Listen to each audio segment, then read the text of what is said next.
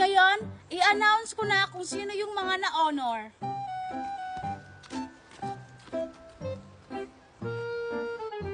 Uy, Marian, mga honors na yung tatawagin. Sana ako yung first honor. Kasi pag naging first honor ako, pupunta kami ng ibang bansa, sabi ng mami ko. Sana all ka naman, Queenie. Pero hindi ako papayag na maging first honor ka no. Eh bakit? Alam mo ba kung sino yung first honor? Ako na yon eh! Ako lang naman yung pinakamatalinong kaklase. Eh, paano ka maging first honor niyan, Queenie?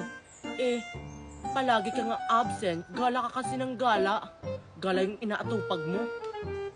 At least, kahit absent ako ng absent, gumagawa pa rin ako ng mga activities at quizzes. Eh di wow! Ngayon natin malalaman kung first honor ka talaga. Basta ako na yung first honor, no? Naku, yung dalawa nag-aaway na. Hayaan mo na sila. Basta makagraduate